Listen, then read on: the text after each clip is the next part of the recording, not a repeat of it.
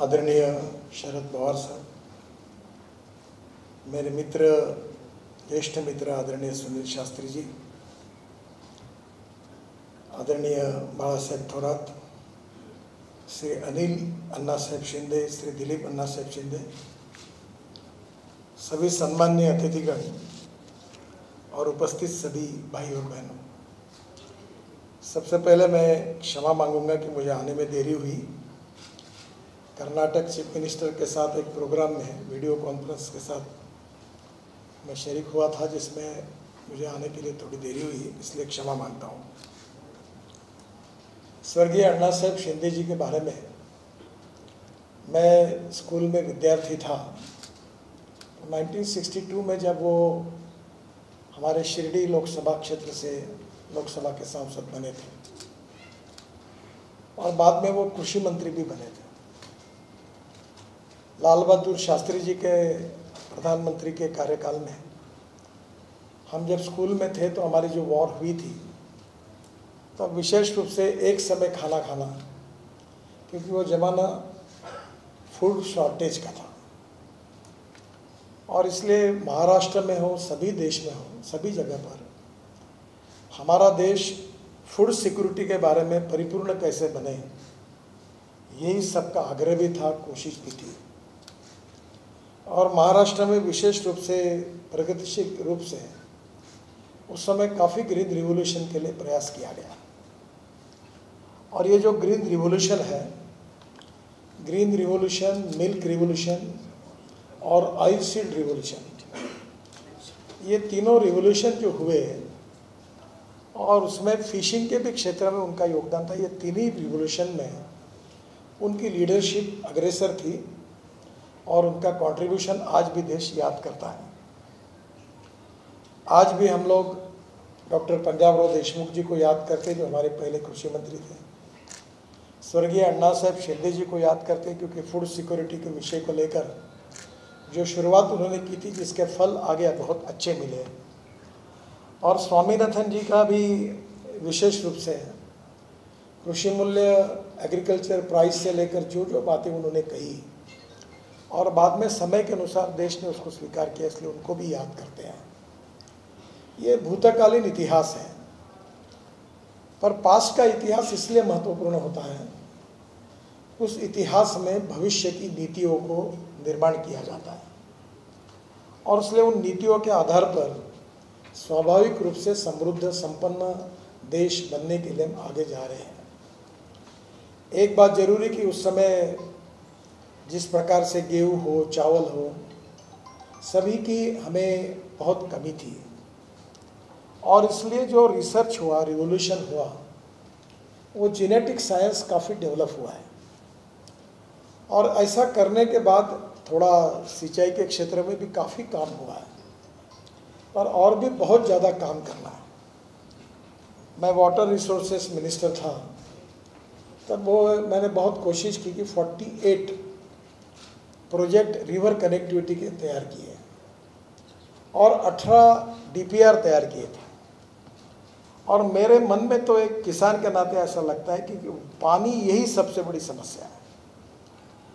जिस दिन हमारे देश की इरिगेशन की क्षमता 50% के ऊपर जाएगी, उस दिन मुझे नहीं लगता कि गांव छोड़कर कोई शहर की तरफ आएंगे, क्योंकि पानी के बिना समृद्धता और संपन्नता नहीं आ सकती।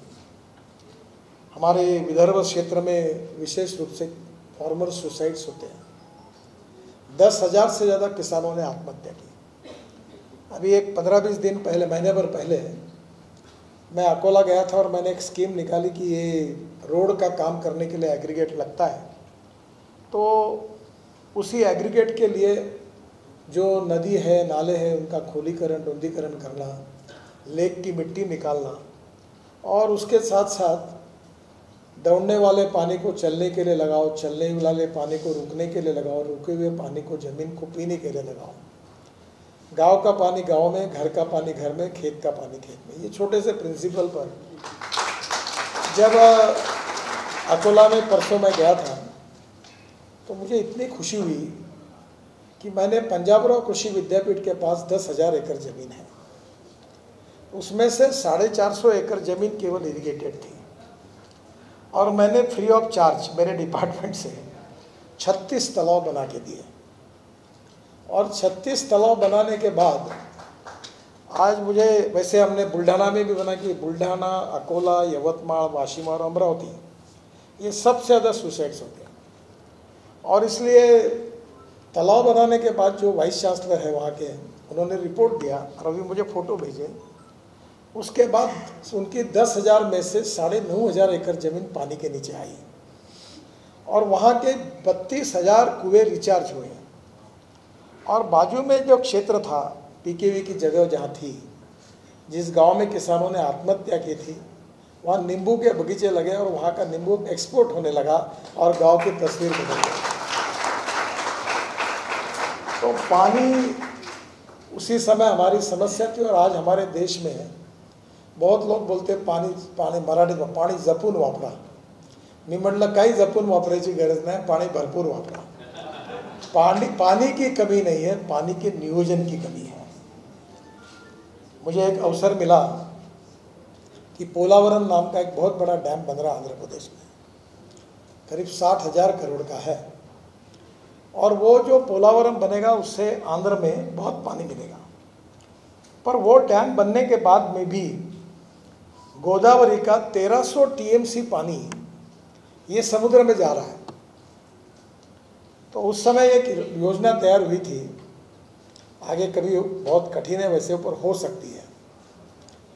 वो योजना यही थी कि गोदावरी का जो एक्सेस वाटर है वो पेनार में लेना, पेनार का कावेरी में लेना, पेनार का कावेरी में, और कावेरी का टेल एंड टू तमिलनाडु तक पानी जाता है। 2 अल्टरनेटिव तैयार हुए। और ये छत्तीसगढ़ से जो हमारे विदर्भ और तेलंगाना के सीमा पर एक कालेश्वरम डैम बना, बहुत बड़ा बना हुआ है, मुझे हेलीकॉप्टर से देखने को मिला। और उसके कारण आज तेलंगाना में काफ़ी डिस्ट्रिक्ट तक पानी पहुंचने वाला है। तो वो स्वाभाविक रूप से जो छत्तीसगढ़ से पानी आता है, वहाँ जंगल का क्षेत्र होने के नाते वहाँ पानी का अधिकार है छत्तीसगढ़ पर।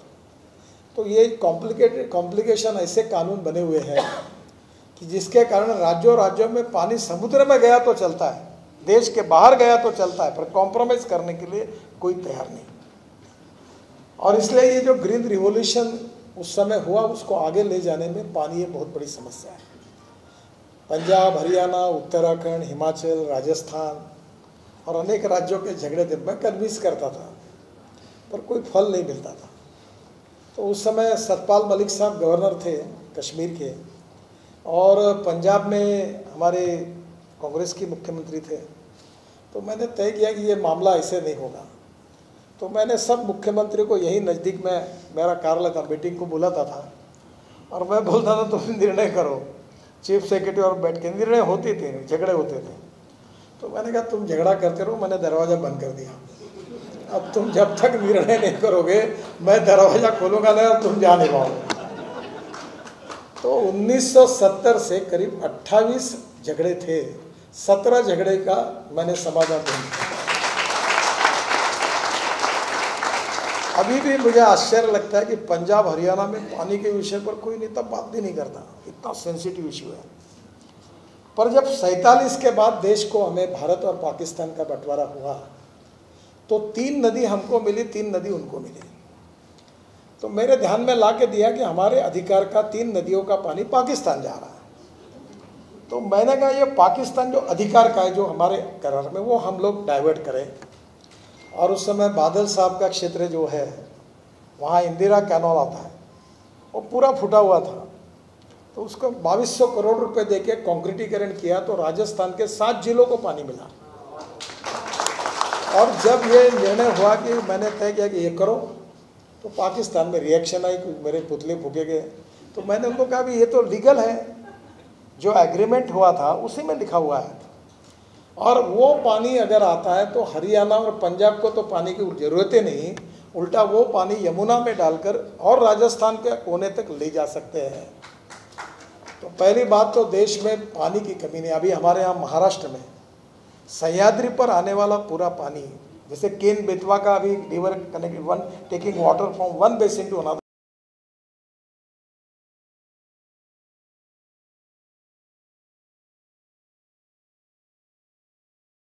डेंजर। अगर वो एक डैम अगर सह्याद्री के ऊपर बनेगा, जो समुद्र का पानी जा रहा है वो अगर हम स्टोर करेंगे तो धीरे धीरे गोदावरी में छोड़ते जाएंगे तो नासिक, धुले, नंदुरबार, जलगांव और अहमदनगर और उसके बाद टोटल जायकवाड़ी 100% भर के मराठवाड़ा, यहाँ तक पानी की कोई समस्या नहीं रहेगी। पर अभी तक सफलता नहीं मिली कि गुजरात और महाराष्ट्र में कोई मार्ग निकल सका।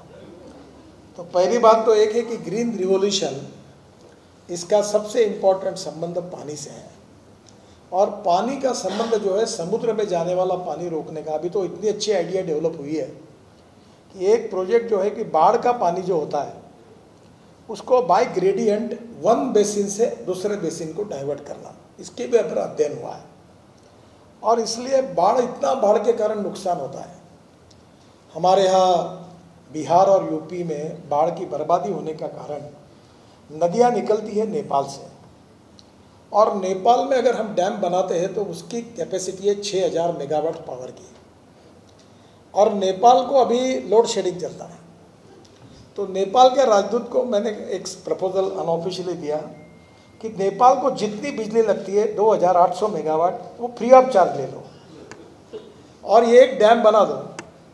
भारत सरकार इसमें बनाएगा, ऑलरेडी हमारे उनकी करार भी हुआ है पर अटका हुआ है कुछ विवादों में। और कोई जो बिजली होगी इसका जो पैसा मिलेगा वो तुम्हारा इनकम होगा, और जो पानी होगा वो धीरे धीरे छोड़कर वो उसके ऊपर हमने वाटरवेज भी बनाया।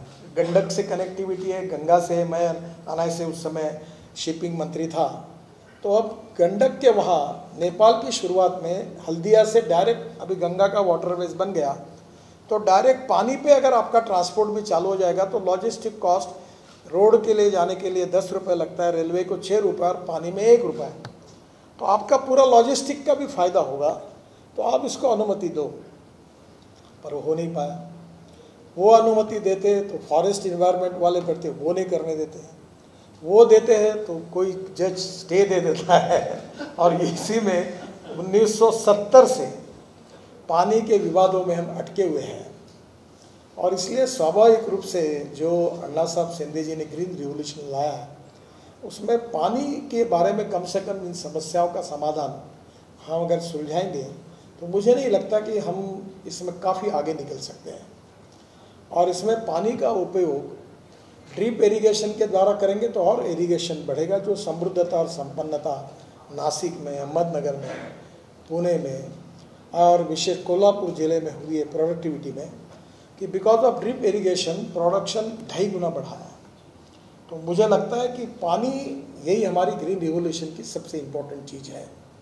दूसरी जो इम्पोर्टेंट चीज़ है जिसके लिए मैं नहीं चाहता कि कोई विवाद का विषय बने, पर आज हमारे देश की समस्या, एक समय मिलो इंपोर्ट करने की आवश्यकता थी, आज तो उसको ब्लेसिंग एंड डिस्गाइज कहना उचित नहीं होगा, पर यूक्रेन की लड़ाई ने हमारा फ़ायदा ये कराया कि हमारा गेहूं और चावल का एक्सपोर्ट बहुत हो गया। हमारे गोडाउन में रखने के लिए जगह नहीं है। हरियाणा, पंजाब पैक हो गए, क्योंकि अन्ना साहब शिंदे जी ने और स्वामीनाथन जी ने जब जो टेक्नोलॉजी आई, सीड में चेंजेस हुआ, प्रोडक्टिविटी बढ़ी। अभी ये भी, इस पर भी हमें समाधान नहीं है, पर अभी बाकी वर्ल्ड की तुलना में हम अभी भी कम हैं। इसराइल में 1 एकड़ में 30 क्विंटल कपास होती है। हमारे अमेरिका में 1 एकड़ में 30 क्विंटल सोयाबीन होता है। अर्जेंटीना में 28 क्विंटल होता है, और ब्राज़ील में 26 क्विंटल होता है, और हमारे देश में 6 क्विंटल होता है। और मैं 10 साल से सोयाबीन लगाता हूँ, मेरे यहाँ 5 क्विंटल होता है। अब वो जीएम सीड का मामला भी है, जेनेटिक साइंस का भी है। अब काफ़ी एग्रीकल्चर में टेक्नोलॉजी और साइंस के कारण बड़ा परिवर्तन है। अक्सर एक बात ये कड़वा सच है कि innovation, entrepreneurship, science, technology, research kit and successful practices, we name it as knowledge and conversion of knowledge into wealth is the future. एक छोटा सा उदाहरण लीजिए कि नैनो यूरिया आया है, आरसीएफ ने बनाया। एक 500 ml की बोतल एक बैग की कीमत के ऊपर है। अगर हम लोग 1 एकड़ में 4 बोरे अगर यूरिया डालते हैं तो यूरिया फेंकते हैं, तो 75% यूरिया जो है वो वेस्ट होता है और 25% प्लांट को जाता है।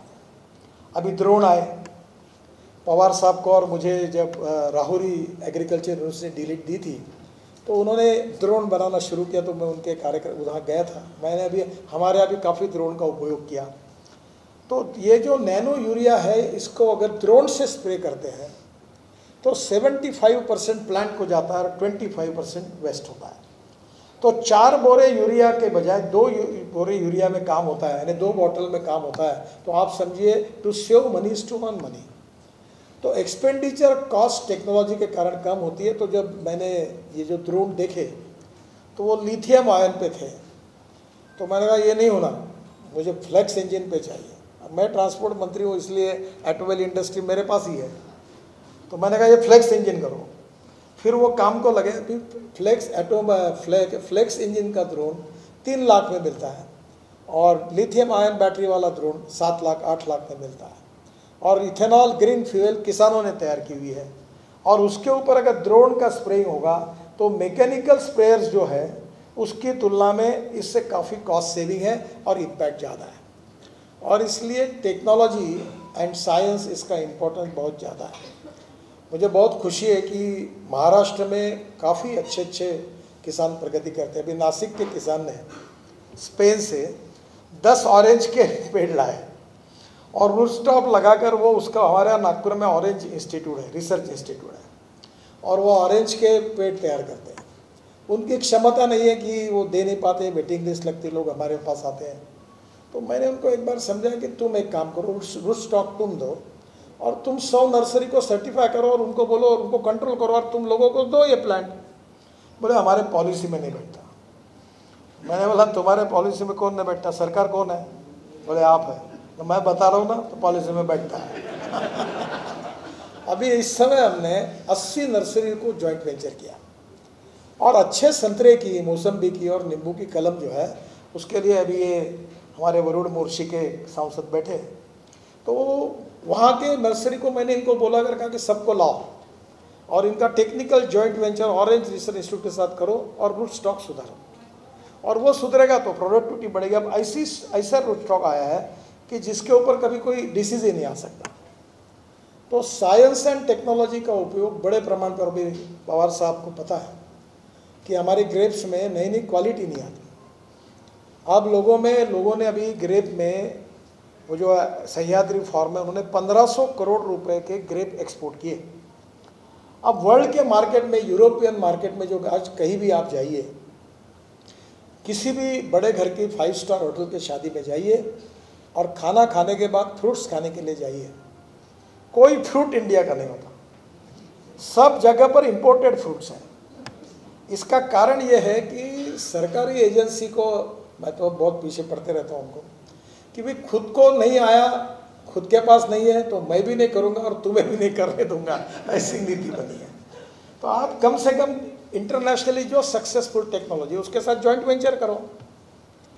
और ये टेक्नोलॉजी का इतना बड़ा परिणाम है कि अभी मलेशिया में मेरे फील्ड में बहुत अच्छी टेक्नोलॉजी आई कि डिस्टेंस बिटवीन 2 पियर मेट्रो में और ब्रिजेस में 30 मीटर होता है।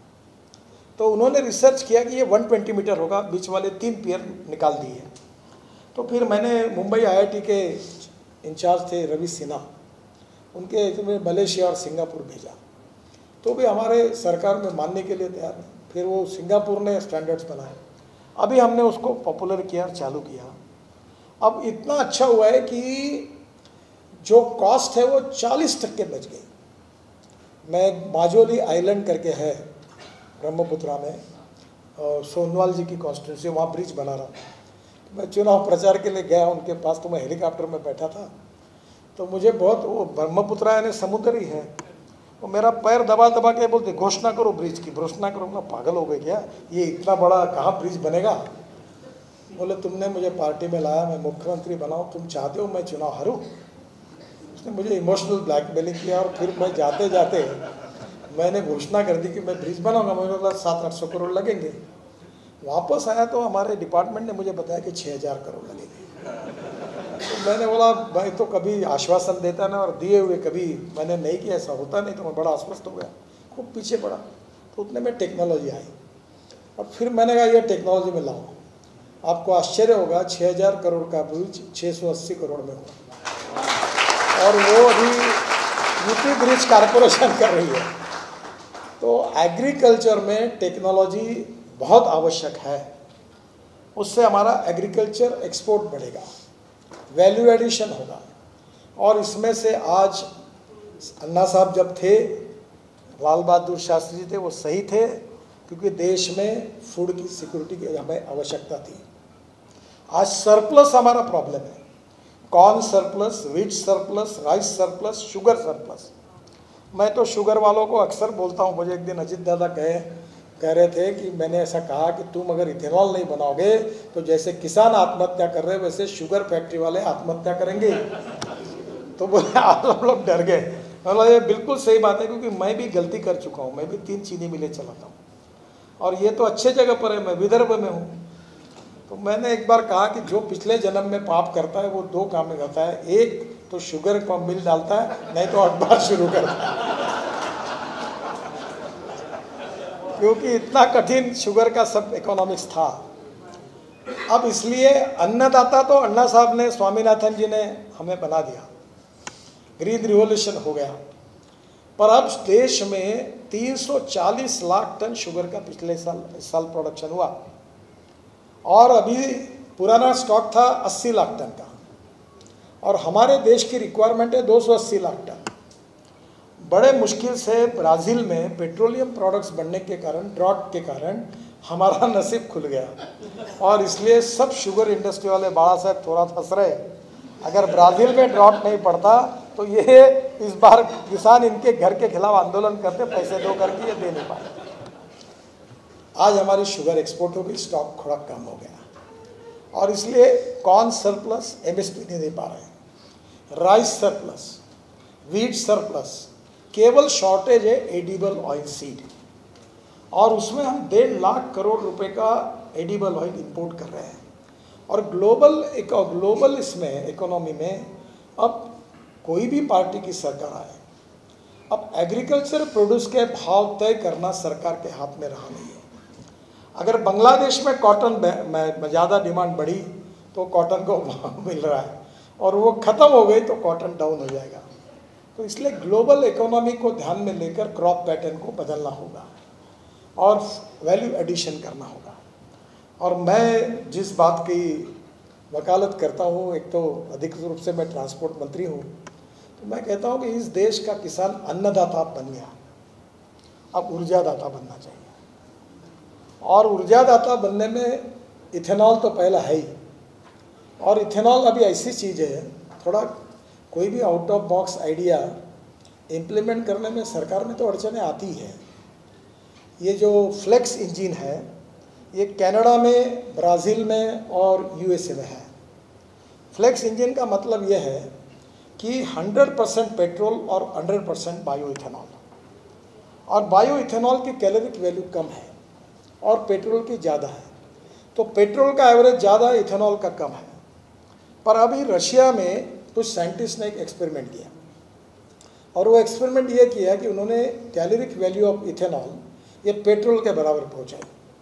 तो मैं ऐसी बहुत सी बातों में ऐसी पैशन के रूप में इंटरेस्ट लेता हूँ, तो मुझे पता चला, एक ने बताया इंटरनेट से। तो मैंने रशियन साइंटिस्ट को इंडिया में बुलाया, उन्होंने मुझे प्रेजेंटेशन दिया। देने के बाद मैंने पुरी साहब को, पेट्रोलियम मिनिस्टर, और मिस्टर वैद्य, चेयरमैन इंडियन ऑयल, और राम कुमार करके एक बहुत अच्छे साइंटिस्ट है इंडियन ऑयल रिसर्च लेबोरेटरी के, तीनों को घर बुलाया और रशियन साइंटिस्ट के प्रेजेंटेशन दिया। पूरा हुआ, चाय पानी हो गया, तो मैंने पूछा ये करना चाहिए। तो मुझे वैद्य साहब और राम कुमार जी ने धीरे से बड़े नम्र शब्दों में कहा, सर आइडिया इज़ एक्सेलेंट, पर ये कोई संभावना हमें नहीं लगता कि ये कोई संभव होगा। मैंने कहा राम कुमार जी, इनको ले जाओ, सब ट्रायल करो, गाजर की पुंगी है, बजाओ, नहीं बजाए तो खा लो, आप बेच दो इनको, और क्या नुकसान होगा तुम्हारा, कोई होगा तो नहीं। बोले हाँ, तो मतलब प्रयास करो। अब 3 महीने के बाद उन्होंने मुझे बताया, सर ये सक्सेसफुल हो गई, और अब भारत सरकार ने उसको स्वीकार किया है। अब इथेनॉल का एवरेज पेट्रोल के बराबर हो गया। जो पेट्रोलियम कंपनियां तकरार कर रही थी वो प्रॉब्लम नहीं रहा। तो अब ये जो फ्लेक्स इंजन आ रहा है, जो ऑलरेडी बजाज ने अपने 2 व्हीलर बनाए, मैं पवार साहब को अनुरोध करूंगा कि मैं अगले महीने में टीवीएस की auto rickshaw 100% bio ethanol two wheeler को ज़रूर आप भी आइए। मैं उनको बताऊंगा कि बजाज ने भी बनाई, TVS ने बनाई और हीरो ने बनाई, और उसको पूना में लॉन्च करना है। पूना में 3 इथेनॉल के पंप हैं। इथेनॉल का भाव 62 रुपीज़ लीटर और पेट्रोल का 120 लीटर 120 रुपये, आधे पैसे में एवरेज उतना ही मिलेगा और पोल्यूशन नहीं के बराबर है। और यह किसानों का फ्यूल है। और अभी टोयोटो के विक्रम किर्लोस्कर, हुंडई, सुजुकी सब मेरे पास आया। मेरा स्वभाव थोड़ा सा एग्रेसिव भी है। मतलब विक्रम अगर तुम्हें ये बनाने तो अगले बार कोई मेरे पर नहीं आना। अब उन्होंने बनाया और उनका सबसे अच्छी बात यह है कि उनकी एक कैमरी करके कार थी टोयोटो की। तो वो कार पेट्रोल डालने के बाद 60% पेट्रोल पर और 40% इलेक्ट्रिक पर चलती है। चलते चलते इलेक्ट्रिसिटी तैयार करती थी। अब टोयोटो की कार आ रही है इलेक्ट्रिक में, वो ऐसी है कि 100% इथेनॉल डालो 62 रुपये लीटर का, उससे 40% बिजली तैयार होगी, जिसमें पेट्रोल का जो 120 रुपये कॉस्ट का आएगा वो ये लगभग 35 से 40 रुपये लीटर पेट्रोल है। इस भाव से उसका माइलेज मिलेगा। तो वो मार्केट में अगले महीने लॉन्च हो रहा है। हमारी बजाज की स्कूटर, ऑटो रिक्शा हुई है। मुझे बड़ा एक दर्द है एक बात का होता है कि पूना में इथेनॉल तैयार होता है और पूना में ये पेट्रोल डीजल क्यों फूका जाता है, और ये पूना में शुरू होना चाहिए। ये बहुत आवश्यक है और अब देश में भी होगा।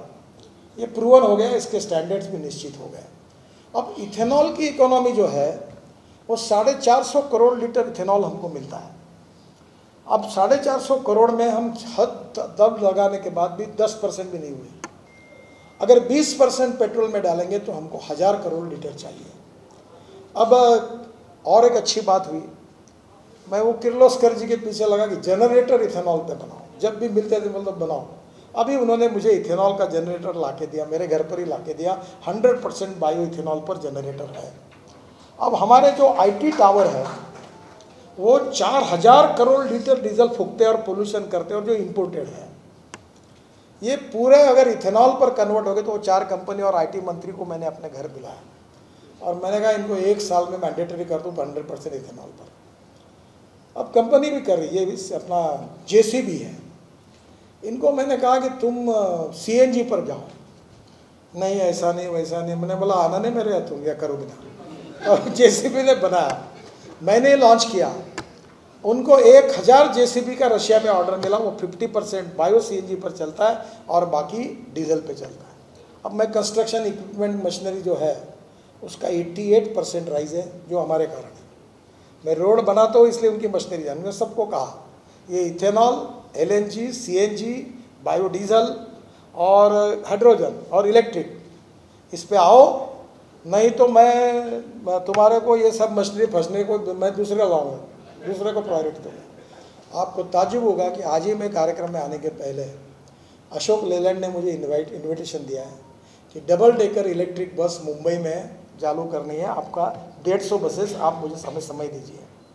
अब एक कंपनी है हैदराबाद विशाखापट्टनम की, उन्होंने इलेक्ट्रिक का ट्रक बना लिया है और वो दिन दूर नहीं है कि ग्रीन हाइड्रोजन भी अब आगे आएगा।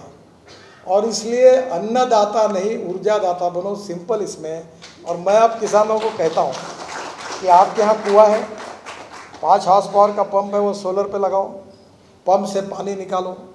पानी निकालने के बाद 1 करोड़ का इलेक्ट्रोलाइज़र है, उससे ऑक्सीजन हाइड्रोजन अलग करो।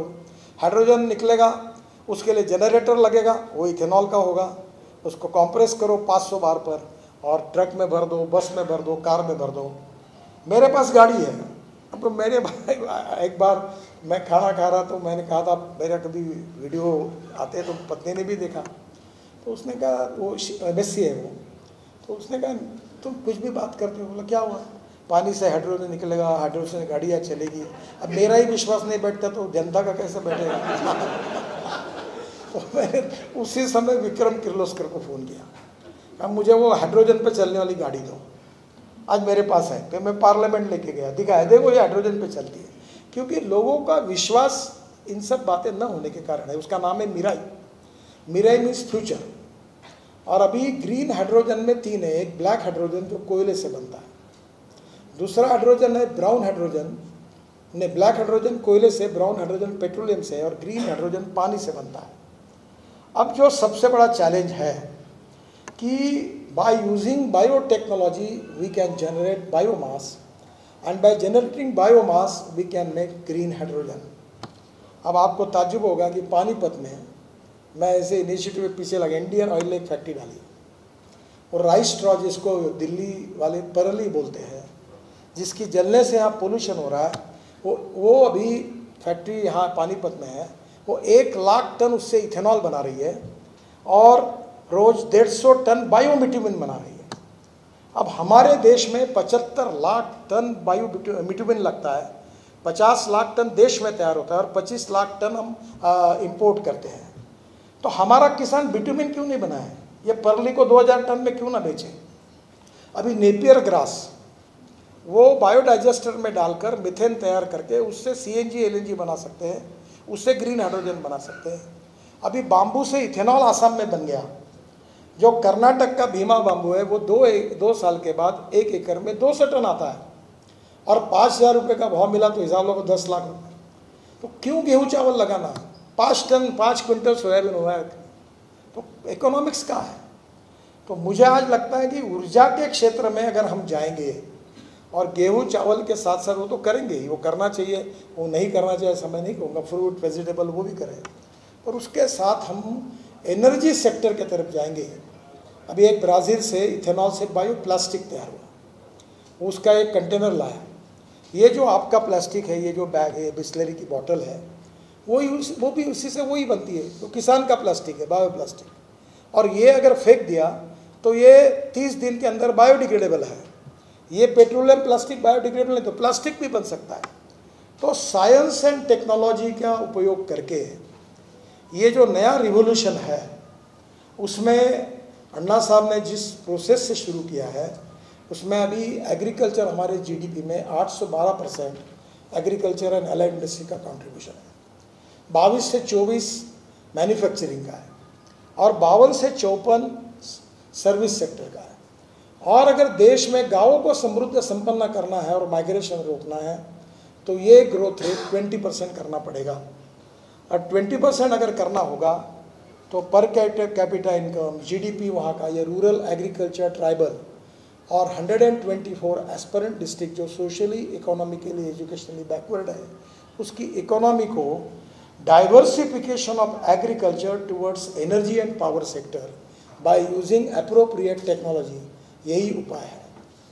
और मुझे लगता है कि ये जो आपकी साइंस एंड टेक्नोलॉजी से अनेक बातों में ये काफ़ी डेवलप हो रहा है। जेनेटिक साइंस डेवलप हो रहा है, अब ऑर्गेनिक फार्मिंग डेवलप हो रहा है, अभी नैनो फर्टिलाइज़र आ रहे हैं, पेस्टिसाइड के बजाय नए नए प्रयोग हो रहे हैं।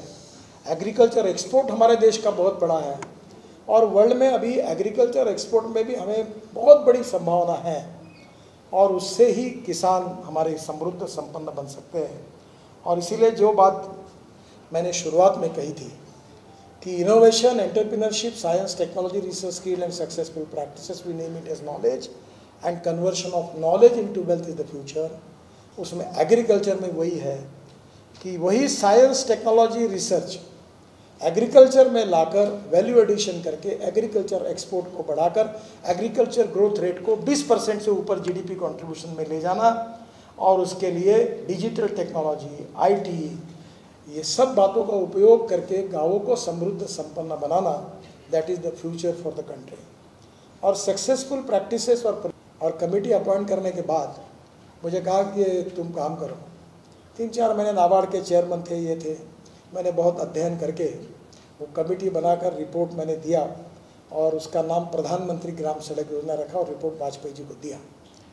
फिर वो मीटिंग बुलाई वाजपेयी जी ने, तब शायद पवार साहब जानते होंगे, एक सक्सेना करके नीति आयोग में अधिकारी थे, बहुत ऊंचे थे वो, 6 फुट के, अभी भी है, कभी मिलते हैं मुझे, वो भी बराबर है, उनके ऊपर मुझे कोई टिकट नहीं। जैसे उन्होंने वाजपेयी जी ने कहा तो उन्होंने एकदम कहा, no sir, very very sorry sir, this is the state subject, you cannot make any expenditure on the state subject. तो वाजपेयी जी देखने लगे, फिर मेरे सर आने गए, अटल जी इनकी बात तो सुन लो, पर तुमको फिर से प्रधानमंत्री बनना है तो इनकी सुनोगे तो आ नहीं पाओगे, मेरी बात मानो, तुम सार्वभौम राजा हो, निर्णय करो और बोलो प्रधानमंत्री ग्राम सड़क योजना मैं करूँगा।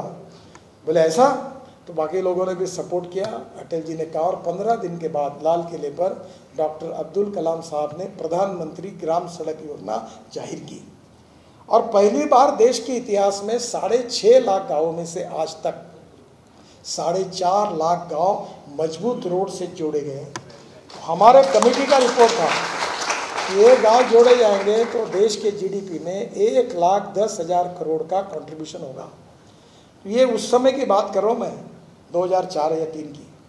तो मुझे ऐसा लगता है कि water, power, transport and communication आज बहुत अच्छी नोट है कैबिनेट की कि हमारे BSNL को अभी हमने ये कुछ मदद की और उन्होंने क्या किया कि 10-12 हज़ार गाँवों को कनेक्टिविटी दी और उन्होंने एक मॉडल तैयार किया कि गांव तक, जैसे पानी की पाइपलाइन मेन जाती गांव तक, बाकी गांव का डिस्ट्रीब्यूशन किसी को दिया, उसका एक BOT सॉल्यूशन निकाला कि गांव का लड़का कोई बाद में सबको कनेक्टिविटी देगा और वो बड़ा वायबल हुआ। और आज मुझे बताया गया कैबिनेट में हमको कि जितना रिलायंस का है उतना उनका ये हो और इतने कनेक्टिविटी हो गई। अब मुझे लगता है कि connectivity, water, power, transport, water, communication और रोड चारों हो जाएंगे तो इंडस्ट्री आएगी, कैपिटल इन्वेस्टमेंट आएगी, रोजगार आएगा, वैल्यू एडिशन होगा, एक्सपोर्ट बढ़ेगा by using appropriate technology and successful practices. और इसलिए मैं अन्ना साहब शिंदे जी के प्रति विनम्र श्रद्धांजलि भी देता हूँ। और जो बेस कृषि को समृद्ध संपन्न करने का था, समय के अनुसार ध्यान, विज्ञान और तंत्र विज्ञान में जो परिवर्तन हुआ उसका उपयोग रूरल और एग्रीकल्चर इंडिया में होगा तो निश्चित रूप से हमारे उनका जो एक सपना था उस सपने का भारत निश्चित रूप से निर्माण होगा। बहुत बहुत धन्यवाद।